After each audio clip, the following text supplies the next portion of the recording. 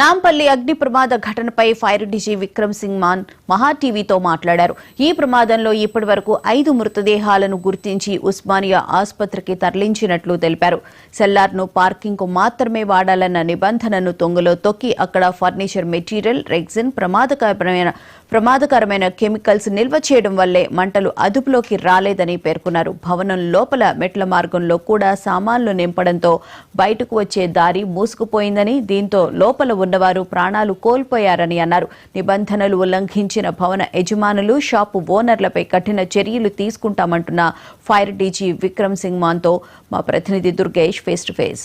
హైదరాబాద్ నగరంలో భారీ అగ్నిమాపకం సంభవించినప్పటి నుంచి కూడా నిన్నటి నుంచి కూడా ఇప్పటివరకు దాదాపుగా 20 గంటలకు పైగానే అగ్నిమాపక సిబ్బంది మొత్తం రెస్క్యూ చేసి దాంట్లో ఉన్నటువంటి చిక్కుకున్నటువంటి 5 మంది కార్మికులను, చిన్నపిల్లలను కూడా రెస్క్యూ చేసి బయటకు తీసే ప్రయత్నం చేసేటప్పుడు మొత్తం మీద ఊపిరాడక చనిపోయినటువంటి నేపథ్యంలోనే మృతదేహాలను కూడా బయటకు తీసి ఉస్మానియా మార్చికి తరలించారు. ఈ మొత్తం మీద దీనికి సంబంధించిన ప్రమాదం పైన అగ్నిమాపక సంబంధించిన ఫైర్ డీజీ మాట్లాడే ప్రయత్నం మనం ఒకసారి చేద్దాం. అంటే అగ్నిమాపకం సంబంధించిన వెంటనే ఫైర్ డిపార్ట్మెంట్ ఎన్ని గంటలకు సమాచారం ఇచ్చారు, ఎన్ని గంటలకు స్పాట్ చేసుకుని ఒకసారి మనతో మాట్లాడిన ఫైర్ డీజీ ఉన్నాడు, మనం మాట్లాడతాం. సార్, మనకు అయితే అప్రోచ్ కాలేదండి. నిన్న మధ్యాహ్నం 1:40 PM కి మనకు సమాచారం వచ్చింది అండి. వెంటనే 2 నిమిషాల్లో ఒక టీమ్స్ మన చేరినాయి. ఇంకా మంటలు కొంచెం ఎక్కువ ఉన్న దాని వలన చుట్టూ ఏరియా నుంచి కూడా మా సిబ్బంది, మా టీమ్స్, ఎక్స్పర్ట్ స్పెషలైజ్ ఎక్విప్మెంట్స్ కూడా ఇక్కడ రావడం జరిగింది. వేరే విభాగాలు కూడా వాళ్ళకు సిబ్బంది, వాళ్ళ ఎక్విప్మెంట్స్ కూడా ఇక్కడ చేరుకున్నారు. సో రాత్రి అంతా ఈ చేసుకుని ఈ రోజు తెల్లారి మనకు నిన్న ఇచ్చిన సమాచారం ప్రకారం 5 బాడీస్ ఉండేవి. దాంట్లో ఫస్ట్ బాడీ 9:15 AM కి మనం రిట్రీవ్ చేసాము. జస్ట్ ఒక 11 AM ఆ టైం కి ఆ 5th బాడీ కూడా రిట్రీవ్ చేసి మనము ఉస్మానియా హాస్పిటల్ కి పంపించాము. కింద సెల్లలో కెమికల్స్ ఎందుకు వాడడం పెట్టారు సార్? అసలు కింద నుంచి బయటికి రాకపోవడానికి కారణం? బేసికలీ మీరు చూస్తున్నారు, this is the furniture showroom.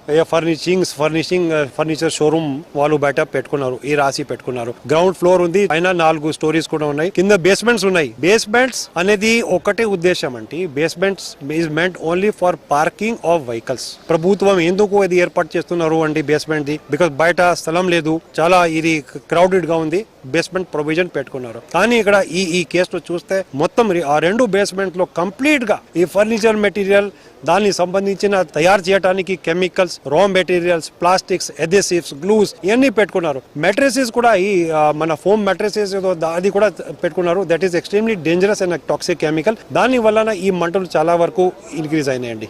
Hyderabad నగరంలో అనేకమైనటువంటి ప్రమాదాలు జరుగుతున్నాయి. గతంలో బొలపూర్ చూసాము, రాణిగంజ్ చూసాము, ఇటువంటి జరిగినప్పుడు కూడా జరుగుతుండగా మరి ఇటువంటి బిల్డింగ్ లో కూడా ప్రికాషన్స్ తీసుకోవాల్సిన పరిస్థితులు మరి ఎటువంటి ఎంతవరకు?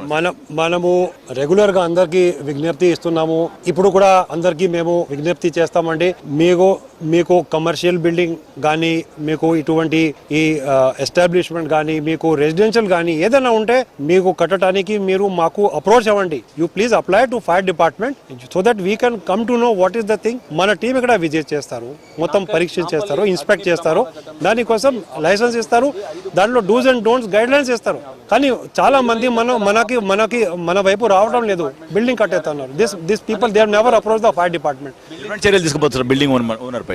This is 100% a criminal liability on the part of the building owner and the building management and the people who are running the building now.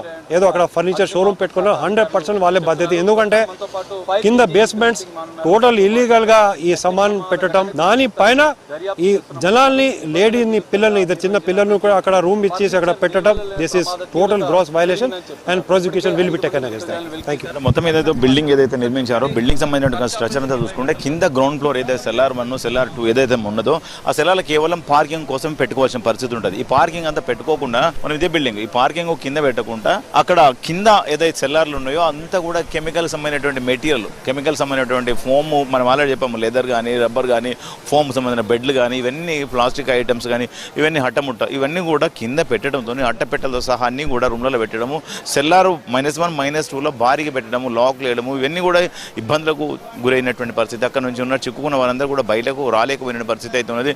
అక్కడ పార్కింగ్లో ప్లేస్లో ఏదైతే ఉన్నదో వాచ్మెన్లకు 2 రూమ్లు కట్టి ఆ రూమ్లలో పెట్టినటువంటి నేపథ్యంలో క్రిమినల్గా చర్యలు తీసుకోబోతున్నాం, ఈయనపైన క్రిమినల్ యాక్షన్ తీసుకుంటామని చెప్పి ఫైర్ డీజీ చెప్తున్న పరిస్థితి ఉంది. ఇప్పుడు హైదరాబాద్ నగరంలో ఉన్నటువంటి బిల్డింగ్స్ కానీ, ఇప్పుడు కాంప్లెక్స్ ఏదైతే ఉన్నాయో వాటిపైన కూడా తగినటువంటి చర్యలు తీసుకోబోతున్నామని చెప్తున్నారు. ఎందుకంటే మనం చూస్తున్నాం ఆల్రెడీ ఇటువంటి ప్రమాదాలు అనేకంగా జరుగుతున్నాయి. ఇటువంటి ప్రమాదాలు నెక్స్ట్ భవిష్యత్తులో జరగకూడదు అంటే ఖచ్చితంగా ఈ ఫైర్ సేఫ్టీకి సంబంధించిన కూడా కఠినంగా వ్యవహరిస్తామని చెప్పేసి ఫైర్ డీజీ మనకు చెప్తున్నటువంటి పరిస్థితి మనకు ఓవర్ టు స్టూడియో.